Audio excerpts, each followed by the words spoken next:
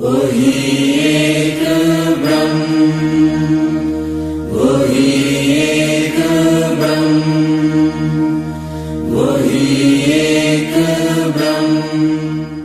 जय गुरुदेव। पावन श्री योग विशिष्ट महारामायण अमर कथा ਅਤੇ ਸੰਤਾਂ ਮਹਾਂਪੁਰਖਾਂ ਦੇ ਚਰਨਾਂ ਵਿੱਚ ਬੈਠੀ ਗੁਰੂ ਪਿਆਰੀ ਸਾਧ ਸੰਗਤ ਜੀ, ਆਪ ਸਭ ਨੂੰ ਜੈ ਵਾਲਮੀਕੀ। ਗੁਰੂ ਪਿਆਰੀ ਸਾਧ ਸੰਗਤ ਜੀ,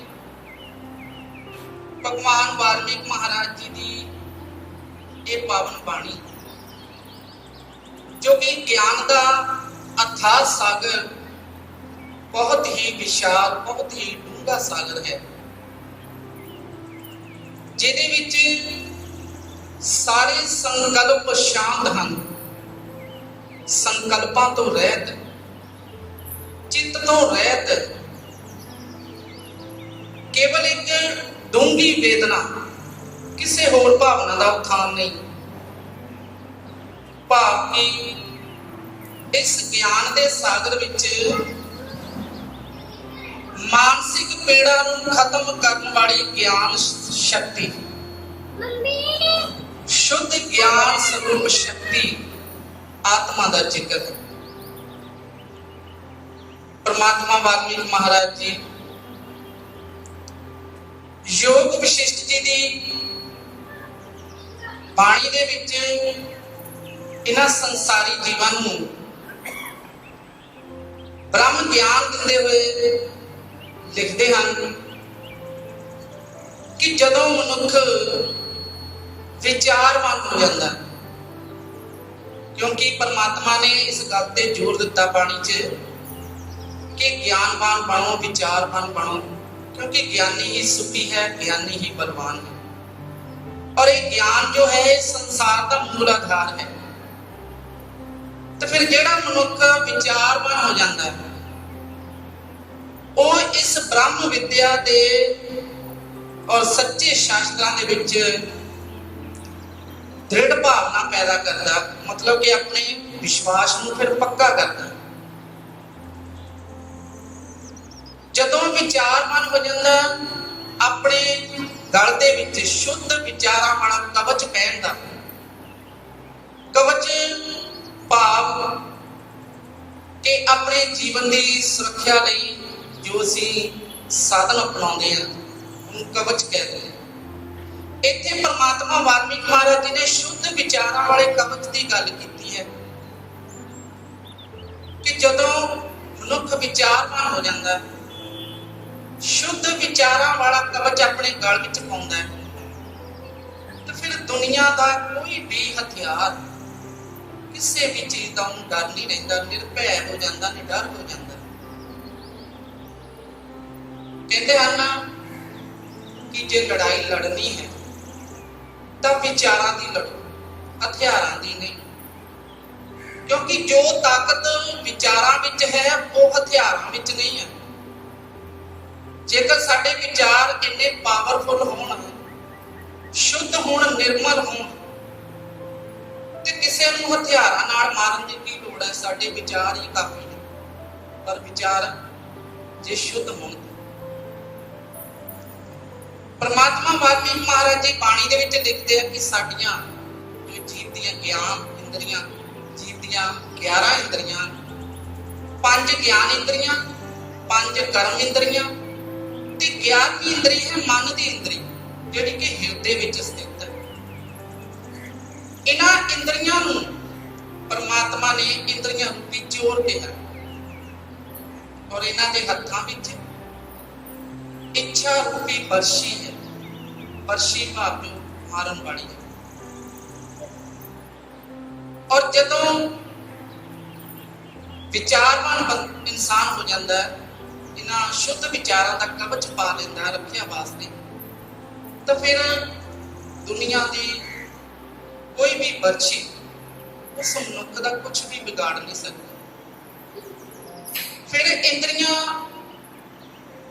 ਰੂਪੀ ਸੱਪ ਵੀ ਕਿਹਾ ਹੈ ਕਿ ਜਿਸ ਤਰ੍ਹਾਂ ਸੱਪ ਦੇ ਵਿੱਚ ਜ਼ਹਿਰ ਹੁੰਦਾ, ਔਰ ਉਸ ਜ਼ਹਿਰ ਤੋਂ ਬਚਣਾ ਹੁੰਦਾ ਹੈ। ਇਸੇ ਤਰ੍ਹਾਂ ਇੰਦਰੀਆਂ ਰੂਪੀ ਸੱਪ ਦੇ ਵਿੱਚ ਪਰਮਾਤਮਾ ਨੇ ਜ਼ਹਿਰ ਕਿਹੜਾ ਕਿਹਾ? ਤ੍ਰਿਸ਼ਨਾਵਾਂ ਵਾਲਾ, ਤ੍ਰਿਸ਼ਨਾ ਤਮਾ, ਕਿ ਇਹ ਤ੍ਰਿਸ਼ਨਾਵਾਂ ਵਾਲਾ ਜ਼ਹਿਰ ਇਹਨਾਂ ਇੰਦਰੀਆਂ ਦੇ ਵਿੱਚ ਭਰਿਆ ਹੋਇਆ। ਉਮਰਾਂ ਘਟਦੀਆਂ ਜਾਂਦੀਆਂ ਨੇ, ਪਰ ਤਮਾ ਤ੍ਰਿਸ਼ਨਾ ਬਿਲਕੁਲ ਉਸੇ ਤਰ੍ਹਾਂ ਹੀ ਬਾਕੀ ਵੱਧਦੀਆਂ ਜਾਂਦੀਆਂ ਨੇ। ਇਹਨਾਂ ਤ੍ਰਿਸ਼ਨਾਵਾਂ ਵਾਲਾ ਜ਼ਹਿਰ ਫਿਰ ਮੂਰਖ ਅਗਿਆਨੀ ਨੂੰ ਮਾਰਦਾ। ਮੂਰਖ ਅਗਿਆਨੀ ਜੋ ਹੈ ਇਹਨਾਂ ਤ੍ਰਿਸ਼ਨਾਵਾਂ ਵਾਲੇ ਜ਼ਹਿਰ ਦੇ ਨਾਲ ਪਲ ਪਲ ਮਰਦਾ। ਹੁਣ ਵੀ ਮਰਦਾ, ਜਰਾ ਕੁ ਨੂੰ ਵੀ ਮਰਦਾ, ਅੱਜ ਵੀ ਮਰਿਆ ਤੇ ਕੱਲ ਵੀ ਮਰਿਆ, ਪਲ ਪਲ ਮਰਦਾ ਹੈ ਅਗਿਆਨੀ ਮੂਰਖ ਬੰਦਾ ਇਹਨਾਂ ਤ੍ਰਿਸ਼ਨਾ ਰੂਪੀ ਜ਼ਹਿਰ ਦੇ ਨਾਲ। ਸ਼੍ਰੀ ਗੁਰੂ ਗਿਆਨਨਾਥ ਮਹਾਰਾਜ ਜੀ ਦੀ ਬਾਣੀ ਦਾ ਇੱਕ ਸ਼ਲੋਕ ਹੈ, ਸਭ ਮਾਇਆ ਸੰਸਾਰ ਦੀ ਨਾਭੀ ਚੱਕਰ ਚਿੱਤ, ਲੋੜਾਂ ਵਧੀਆਂ ਜਾਂਦੀਆਂ ਜਨਮ ਲੈਂਦੀਆਂ ਨਿਤ, ਕਾਰਜ ਲੋਭ ਵਿਗਾੜਦਾ ਆਪਣ ਬਣਦੇ ਮਿੱਤ, ਗਿਆਨਨਾਥ ਦੇ ਜਿਤਨਾ ਮਨ ਜੋਰਾਵਰ ਜਿੱਤ। ਇਹ ਮੂਰਖ ਪ੍ਰਾਣੀ, ਜੇ ਤੂੰ ਸੰਸਾਰ ਨੂੰ ਜਿੱਤਣਾ ਚਾਹੁੰਦਾ ਤੇ ਆਪਣੇ ਮਨ ਨੂੰ ਪਹਿਲਾਂ ਜਿੱਤ। ਮਨ ਜਿੱਤੇ ਜਗ ਜੀਤ।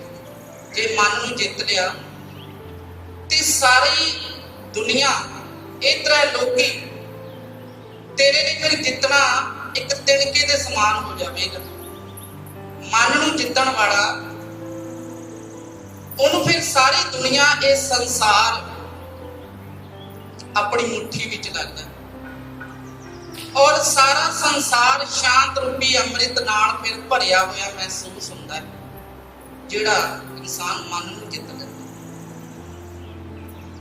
ਇਹ ਜੋ ਤ੍ਰਿਸ਼ਨਾਵਾਂ ਨੇ, ਇਛਾਵਾਂ ਨੇ ਸਾਡੀਆਂ, ਇਹ ਬਿਲਕੁਲ ਬਾਂਦਰ ਦੀ ਤਰ੍ਹਾਂ, ਜਿਸ ਤਰ੍ਹਾਂ ਬਾਂਦਰ ਦਰਖਤਾਂ ਦੇ ਉੱਤੇ ਉਛਲਦਾ ਕੁੱਦਦਾ ਹੈ, ਕਦੀ ਇੱਕ ਟਾਹਣੀ ਤੇ ਇੱਕ ਦੂਸਰੀ ਟਹਿਣੀ ਤੇ ਬੈਠਦਾ, ਟਿਕ ਕੇ ਨਹੀਂ ਬਹਿੰਦਾ। ਇਸੇ ਤਰ੍ਹਾਂ ਇਹ ਜਿਹੜੀਆਂ ਤ੍ਰਿਸ਼ਨਾਵਾਂ ਨੇ, ਇਛਾਵਾਂ ਨੇ, ਇਹ ਮਨੁੱਖ ਨੂੰ ਰਾਤ ਦਿਨ ਟਿਕਣ ਨਹੀਂ ਦਿੰਦੀਆਂ, ਭਜਾਈ ਫਿਰਦੀਆਂ ਨੇ ਮਨ ਦੇ ਮਗਰ ਲੱਗ ਕੇ, ਚੈਨ ਨਹੀਂ ਲੈਣ ਦਿੰਦੀਆਂ।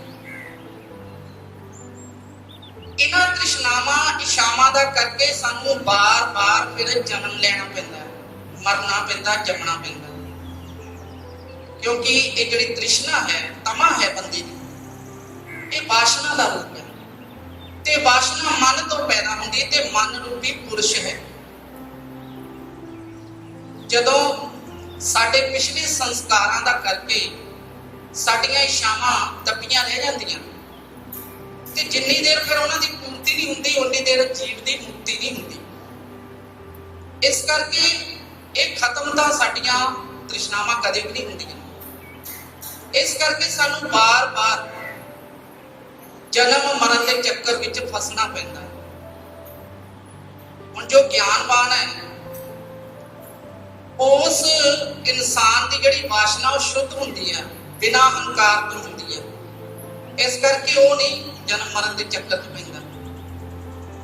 ਤੇ ਜਿਹੜਾ ਅਗਿਆਨੀ ਹੁੰਦਾ, ਮੂਰਖ ਹੁੰਦਾ, ਉਹਦੀ ਵਾਸ਼ਨਾ ਜਿਹੜੀ ਆ ਉਹ ਹੰਕਾਰ ਵਾਲੀ ਹੁੰਦੀ ਹੈ, ਤਾਂ ਉਹ ਜਨਮ ਮਰਨ ਦੇ ਚੱਕਰ ਵਿੱਚ ਬਾਰ-ਬਾਰ ਆਉਂਦਾ ਜਾਂਦਾ ਹੈ। ਪਰਮਾਤਮਾ ਵਾਲਮੀਕ ਮਹਾਰਾਜ ਜੀ ਬਾਣੀ ਦੇ ਵਿੱਚ ਲਿਖਦੇ ਹਨ ਕਿ ਜੋ ਕੁਝ ਖਾਣਾ ਪੀਣਾ, ਬੋਲਣਾ ਚੱਲਣਾ, ਹੱਸਣਾ ਰੋਣਾ, ਜੋ ਵੀ ਕਾਰ ਵਿਹਾਰ ਕਰਦੇ ਹੋ, ਸਭ ਮਰਿਆਦਾ ਦੇ ਵਿੱਚ ਰਹਿ ਕੇ ਕਰੋ। ਤੇ ਜਿਹੜਾ ਮਨੁੱਖ ਫਿਰ ਇਸ ਤਰ੍ਹਾਂ ਕਰਦਾ ਹੈ, ਉਹ ਭਾਵੇਂ ਸੰਸਾਰੀ ਤੌਰ ਤੇ ਜਿੰਨਾ ਮਰਜ਼ੀ ਗਰੀਬ ਹੋਵੇ, ਉਹਦੇ ਕੋਲ ਕੋਈ ਧਨ ਦੌਲਤ ਨਾ ਹੋਵੇ, ਪਰ ਜੇਕਰ ਉਹ ਪਰਮਾਤਮਾ ਦੇ ਅਸਲੀ ਨਾਮ ਖਜ਼ਾਨੇ ਦਾ ਮਾਲਕ ਹੈ ਤੇ ਅੰਤ ਵੇਲੇ ਉਹ ਪਰਮਾਤਮਾ ਦੇ ਘਰ ਦਾ ਵਾਸੀ ਬਣਦਾ ਹੈ ਤੇ ਪਰਮਾਤਮਾ ਦੇ ਘਰ ਦੀਆਂ ਖੁਸ਼ੀਆਂ ਪ੍ਰਾਪਤ ਕਰਦਾ ਹੈ। ਹੁਣ ਜਿਹੜਾ ਇਨਸਾਨ ਸੰਸਾਰੀ ਤੌਰ ਤੇ ਬਹੁਤ ਅਮੀਰ ਹੈ, ਬਹੁਤ ਧਨ ਦੌਲਤ ਇਕੱਠੀ ਕੀਤੀ ਹੈ, ਪਰ ਪਰਮਾਤਮਾ ਦੇ ਅਸਲੀ ਨਾਮ ਖਜ਼ਾਨੇ ਦਾ ਮਾਲਕ ਨਹੀਂ ਬਣਿਆ। ਤੇ ਅੰਤ ਵੇਲੇ ਉਸ ਦੀ ਹਾਲਤ ਕੀ ਹੁੰਦੀ ਹੈ? ਲਾਚਾਰ ਹੁੰਦਾ, ਬੇਵੱਸ ਹੁੰਦਾ, ਮਜਬੂਰ ਹੁੰਦਾ ਹੈ। ਕਿਉਂਕਿ ਉਸ ਸਮੇਂ ਲਿਜਾਣ ਨੂੰ ਕੁਝ ਨਹੀਂ ਹੁੰਦਾ ਨਾਲ। ਇਸ ਕਰਕੇ ਸੋਚਦਾ ਹੈ, ਵਿਚਾਰਦਾ ਹੈ ਕਿ ਬਹੁਤ ਕੁਝ ਇਕੱਠਾ ਕੀਤਾ, ਪਰ ਜਾਣ ਲਈ ਲਿਜਾਣ ਵਾਸਤੇ ਕੁਝ ਵੀ ਨਹੀਂ। ਜੋ ਪਰਮਾਤਮਾ ਦੇ ਅਸਲੀ ਨਾਮ ਖਜ਼ਾਨੇ ਦਾ ਮਾਲਕ ਬਣਦਾ ਹੈ, ਉਹ ਭਾਵੇਂ ਸੰਸਾਰੀ ਤੌਰ ਤੇ ਗਰੀਬ ਹੈ, ਲਿਜਾਣ ਕੁਝ ਨਹੀਂ ਸਕਦਾ, ਪਰ ਉਹਦੇ ਨਾਲ ਨਾਮ ਦਾ ਖਜ਼ਾਨਾ ਜਾਏਗਾ। ਉਹ ਪਰਮਾਤਮਾ ਦੇ ਘਰ ਦੀਆਂ ਖੁਸ਼ੀਆਂ ਪ੍ਰਾਪਤ ਕਰਦਾ ਹੈ। ਔਰ ਜੋ ਵਿਚਾਰਵਾਨ ਮਨੁੱਖ ਹੈ, ਬੜੇ ਜ਼ੋਰ ਦੇ ਨਾਲ ਭੈੜਿਆਂ ਦੀ, ਮੂਰਖਾਂ ਦੀ ਸੰਗਤ ਨੂੰ ਫਿਰ ਤਿਆਗਦਾ।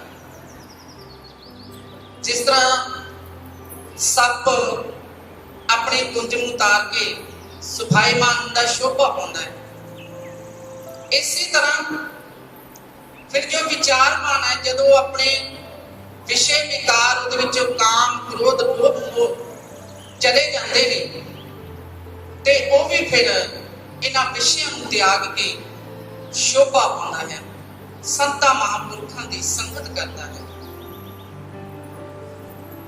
ਅਤੇ ਜੇਕਰ ਉਹਨੂੰ ਕਦੇ ਕ੍ਰੋਧ ਆਉਂਦਾ ਵੀ ਹੈ ਤੇ ਪਲ ਭਰ ਲਈ ਕ੍ਰੋਧ ਆਉਂਦਾ ਹੈ, ਆਪਣੇ ਹਿਰਦੇ ਦੇ ਵਿੱਚ ਉਹ ਕ੍ਰੋਧ ਨੂੰ ਸਥਿਰ ਨਹੀਂ ਰੱਖਦਾ। ਜੋ ਸੰਤ ਮਹਾਂਪੁਰਖ ਹੁੰਦੇ ਨੇ, ਸਤਿਗੁਰੂ ਹੁੰਦੇ ਨੇ, ਇਹ ਆਪਣੇ ਸੇਵਕਾਂ ਨੂੰ, ਸਿੱਖਾਂ ਨੂੰ, ਸੰਗਤਾਂ ਨੂੰ,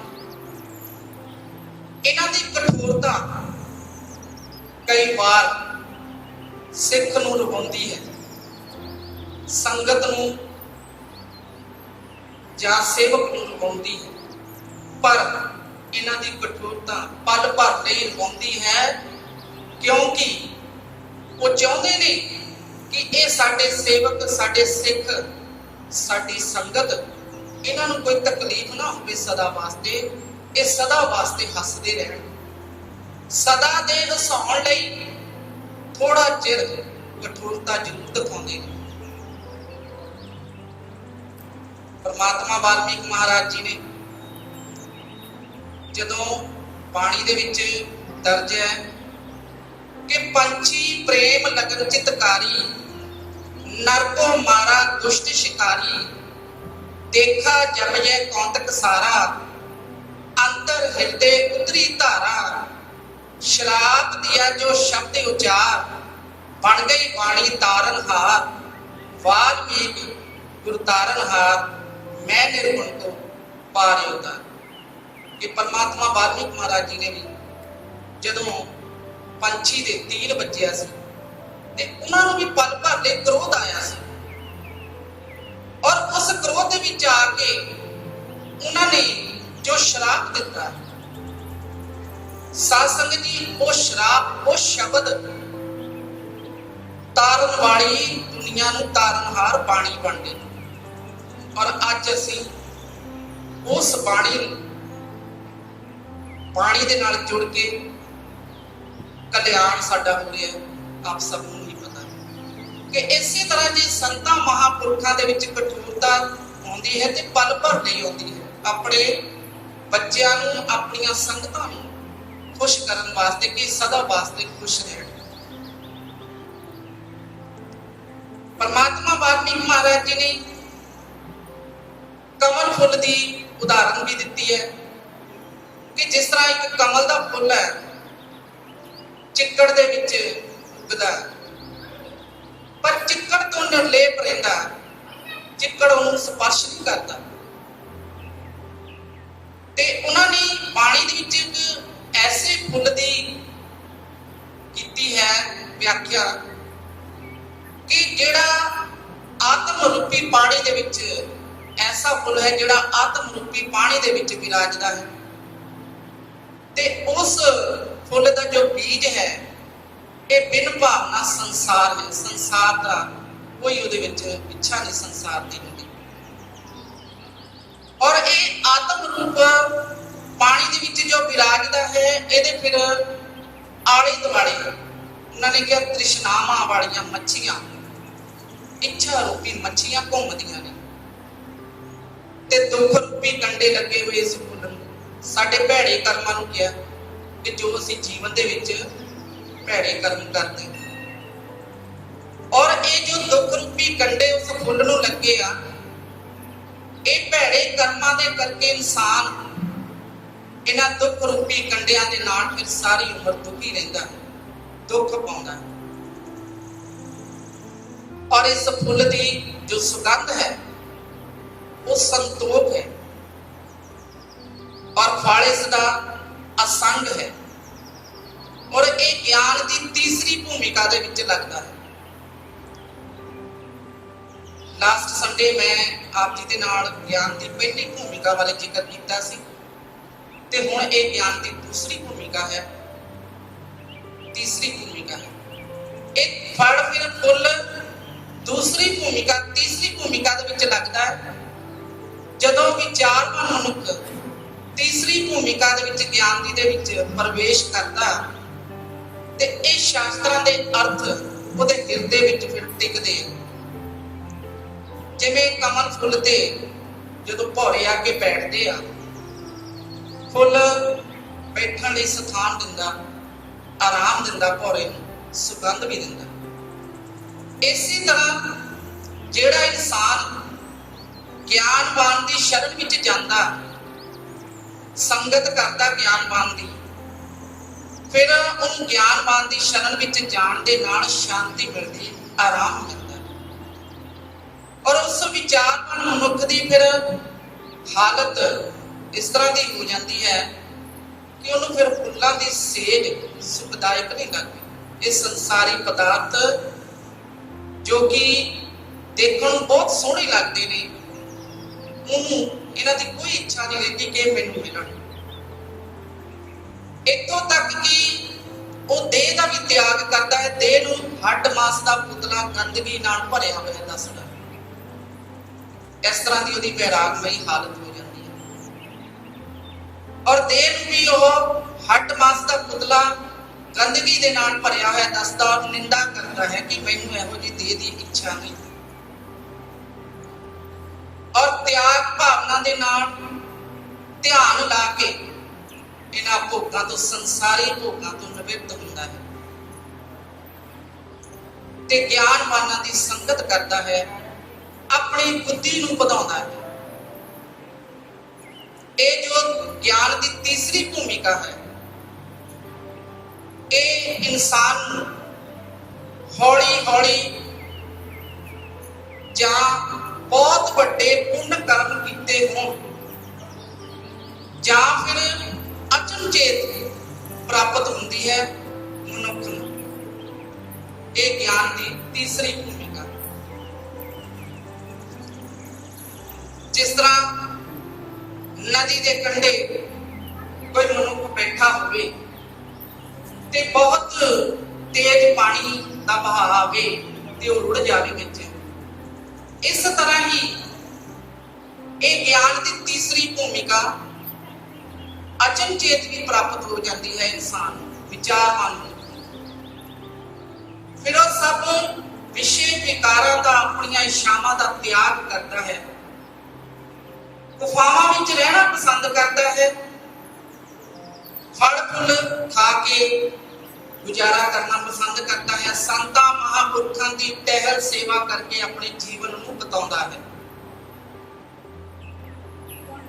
ਅਤੇ ਜਦੋਂ ਗਿਆਨ ਦੀ ਪਹਿਲੀ ਭੂਮਿਕਾ ਦੇ ਵਿੱਚ ਬੁੱਧੀ ਵੱਧਦੀ ਹੈ, ਫਿਰ ਇਹ ਜੋ ਬੁੱਧੀ ਰੂਪੀ ਵੇਲ ਵੱਧਦੀ ਹੈ, ਇਹਨੂੰ ਗਿਆਨ ਵਾਲਾ ਫਲ ਲੱਗਦਾ ਹੈ। ਪਰ ਜੋ ਗਿਆਨਵਾਨ ਹੈ, ਵਿਚਾਰਵਾਨ ਹੈ, ਉਹ ਇਸ ਗਿਆਨ ਦਾ ਘਮੰਡ ਨਹੀਂ ਕਰਦਾ।